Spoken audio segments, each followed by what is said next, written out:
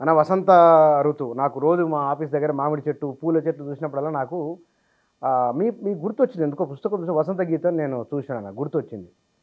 ఒక పాట నేచర్ మీద ఒక పాట పాడండి, నేను క్వశ్చన్లోకి వెళ్ళిపోదాం. అంటే నేను 20 ఏళ్ల కిందనే వసంతంలోకి వచ్చాను. 20 ఏళ్ల కింద 20 ఏళ్ల కింద అద్భుతమైన పాటలు రాశాను. ఎంత చల్లనిదమ్మా ఈ నేల తల్లి, ఎంత చక్కటిదమ్మా ననుగన్నా తల్లి, పచ్చ పచ్చని పట్టు చీరల్ని గట్టింది, పండు టాకుల వంటి రవికల్ని తొడిగింది, కొండ కోనలనేమో కొప్పున ముడిసింది, పొద్దు పొడుపునేమో ముద్దాడబోతుంది. ఎంత చల్లనిదమ్మా ఈ నేల తల్లి, ఎంత చక్కటిదమ్మా ననుగన్నా తల్లి. ఈ తల్లికి ఒక ప్రేమ, ఒక అటాచ్మెంటు, ఒక గర్భం ఎలా దాలుస్తుందో చూడండి. వాన జల్లుకుని ఒళ్ళు కదిలిందమ్మ, నల్ల మబ్బుల్లోన నెలలు పడ్డాయమ్మ, ఋతువుకు నువ్వు బాలెంత ఓయమ్మ, రతనాల పంటంతా నీ కడుపు పంటమ్మా, ఎంత చల్లనిదమ్మా ఈ నేల తల్లి, ఎంత చక్కటిదమ్మా ననుగన్నా తల్లి. చూడండి, ఒక పునరుత్పత్తి, మదర్ అని చెప్పడానికి ఇంతకంటే ఉదాహరణలు ఏం కావాలి? ఇంకా మీకు చెప్పాలంటే ఈ తల్లికి బిడ్డ మీద ఎంత ప్రేమ ఉంటుందో నేను వివరంగా చెప్పినో చెప్పలేదో. ఒక గున్న మామిడి చెట్టు ఇంత హైట్లో ఉంటుంది. ఆ బిడ్డ పుట్టిన తర్వాత నేచర్ ఎమ్మటే కింద పడేస్తే చచ్చిపోద్ది బిడ్డ. కాబట్టి ఏ టాటా బిర్లా కంపెనీ తయారు చేయని ఒక పిక్క తయారు చేసి ఆ పిక్కలో బిడ్డ నుంచి ఆ పిక్క చుట్టూ తల్లి పొత్తిళ్ళ లాంటి కండరం ఇచ్చి అప్పుడు ఆ బిడ్డని కింద పడేస్తుంది.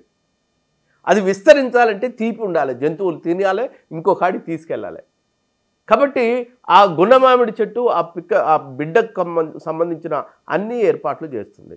అంతకంటే పెద్ద చెట్టు ఉంటుంది కొబ్బరి చెట్టు, ఇంకా పీచు ఎక్కువ ఇస్తుంది, ఇంకా పిక్క గట్టిగా ఇస్తుంది. ఆ బిడ్డ కింద పడటానికి పడ్డ తర్వాత సురక్షితంగా ఉండటానికి కావాల్సిన అన్ని చర్యలు తీసుకుంటుంది.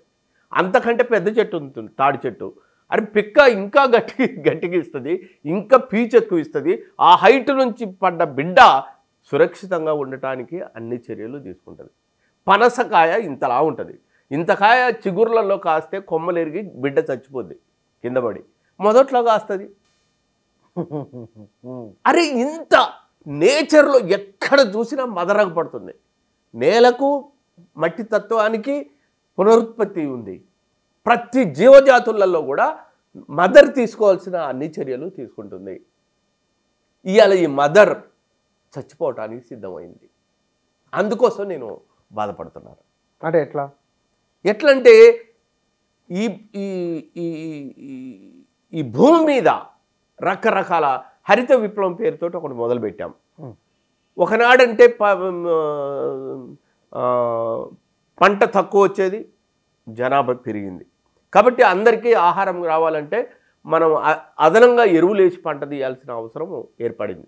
దాన్ని హరిత విప్లవం పేరుతోటి మొత్తం రసాయనిక ఎరువులు వాడటం మొదలుపెట్టాం. క్రమంగా ఏమైంది, నత్తలు, వానపాములు ఇట్లాంటివన్నీ కూడా లేకుండా కనుమరుగైపోయినాయి. జీవజాతి ఒకనాడు మేము పంట పొలానికి పోతే ఒక సుగంధ వాసనాలు వచ్చేది మట్టి పొరల నుండి. కానీ ఇవాళ ఏంది, విషపు గాలుల వాసన వస్తుంది. పొలం కాడికి పోవాలంటే మళ్ళీ వచ్చి వాడు సిక్ అయిపోతున్నాడు. రైతు మందు కొట్టిన తర్వాత ఇంటికి వచ్చి సిక్ అయిపోతున్నాడు మనిషి.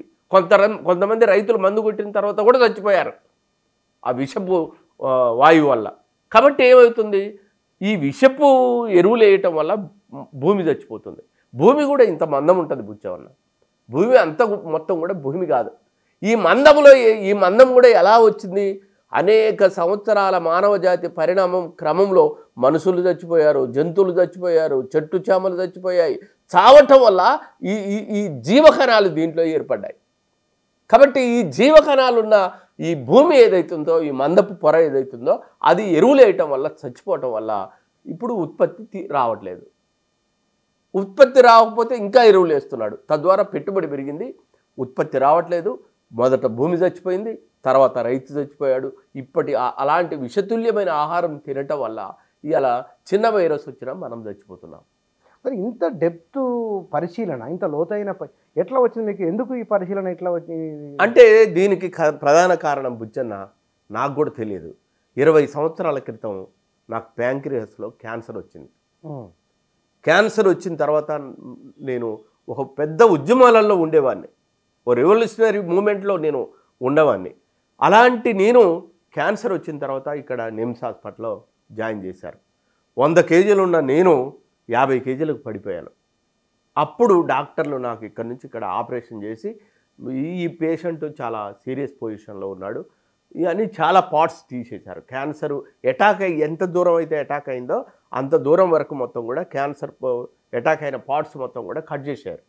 కట్ చేసి మళ్ళీ కుట్లేసి ఈ పేషెంట్ ఒక 2 నెలల కంటే ఎక్కువ బతకటం కష్టమే అనే నిర్ధారణకు వచ్చి నా భార్యకు చెప్పారు. అలాంటి టైంలో నేను ఈ నేచర్ని పరిశీలించడం మొదలుపెట్టాను. నేచర్ తాత్వికత ఏంటి, నేచరు ఏం చేస్తుంది అనేది మొత్తం నేను పరిశీలిస్తూ వచ్చాను. ఏకాంతంలో ఉన్నప్పుడు అంటే నేను మరి హాస్పిటల్ బెడ్ మీద ఉన్నప్పుడు బెడ్ మీద ఉన్నప్పుడు బయటికి రావటమే ఓ మళ్ళా పసిపిల్లగాల్లాగా నేను నేచర్లోకి నాకు తెలియకుండానే ఉరకటం మొదలుపెట్టాను. అప్పుడు నాకు అనిపించింది, మహాత్మా గాంధీ నీ పూర్వీకులు ఎలాంటి నేచర్ను అనుభవించారో నీ పిల్లలకు కూడా అలాంటిది ఇవ్వండి అని చెప్తారు. ఎంగెల్స్ నువ్వు ప్రకృతిని ఎంత విధ్వంసం చేస్తావో అంతకు 10 రెట్లు నిన్ను విధ్వంసం చేస్తుంది అని చెప్తాడు. అరే ప్రపంచంలో ఉన్న తత్వవేత్తలందరూ కూడా మీరు గమనిస్తే బుద్ధుడు జీవరాశి అంతా కూడా సస్యశ్యామలంగా ఉండాలి, సుభిక్షంగా సులక్షణాలతో ఉండాలని చెప్తూ ఉంటాడు. బాబాసాహెబ్ అంబేద్కర్ తన ఇంటి ముందు హాయిగా గోర్లు తీస్తూ ఉంటాడు. గోర్లు తీసి తెల్ల కాగితంలో పొట్లం కడతాడు. కడితే ఆయన భార్య వచ్చి అడుగుతుంది, ఏమండి ఇంత జాగ్రత్తగా పొట్లం కడుతున్నావు ఎందుకంటే ఈ గోర్లు విత్తనాలు అనుకొని పావురాలు దీని గొంతులో పడి చచ్చిపోతాయేమో అని అంటాడు. అరే అంత సెన్సిటివ్ దేశం, ప్రపంచానికి పర్యావరణాన్ని అందించిన బౌద్ధం ఉంది ఇక్కడ, ప్రపంచానికి పర్యావరణం అందించిన భారత రాజ్యాంగంలో కూడా సమస్త జీవజాతికి జీవించే హక్కు ఉందని చెప్పిన బాబాసాహెబ్ అంబేద్కర్ పుట్టిన ఈ దేశంలో ఇంత పర్యావరణ విధ్వంసం జరుగుతుంది, ఇంతమంది క్యాన్సర్ పేషెంట్లు అవుతున్నారు కాబట్టి నేను ఈ ఆరోగ్యం గురించి మాట్లాడవలసిన అవసరం వచ్చింది. ఇక్కడ ఒక మాట ఆగుదాం. పర్యావరణము క్యాన్సర్ రెండారు కదా, ఈ పర్యావరణం మీద రాసిన పాట ఉన్నదా మీది? పర్యావరణం ఎంతో పర్యావరణానికి సంబంధించిన అనేక పాటలు నేను ఆరోగ్యం మీద. ఒక చరణం. ఆరోగ్యమే మహాభాగ్యమై సాగరా అనంత విశ్వమే నీదిరా పుడమి పైన పుట్టడమే జన్మతః భాగ్యం. అంటే ఏ గ్రహం మీద మనుషులు లేరు, జీవరాశి లేదు. పొడమి పైన పుట్టడమే జన్మతః భాగ్యం, పూసిన ప్రతి పుష్పం ఫలించుట సౌభాగ్యం. జీవితం ఒక ఆటరా ఆడుకో, జీవితం ఒక పాటరా పాడుకో. అమ్మ నాన్న బామ్మగాళ్ళు బతికిరి 100 ఏళ్ళు, అమ్మ నాన్న బామ్మగారు బతికిరి 100 ఏళ్ళు. బతుకు విలువక తెలియక చాలించకు 3 నాళ్ళు. జీవితం ఒక వెలుగురా వెలిగిపో, జీవితం ఒక ప్రేమరా పంచిపో. ఆరోగ్యమే మహాభాగ్యమై సాగరా అనంత విశ్వమే నీదిరా. ఇది ప్రతి మనిషికి ఆరోగ్యంగా ఉండాలి, ఎలా జాగ్రత్త ఉండాలని చెప్పేది ఇది. కానీ దీంట్లో చాలా అద్భుతమైన ఎక్స్ప్రెషన్స్ వచ్చినాయి ఆరోగ్యం, మనిషి ఆరోగ్యం మీద.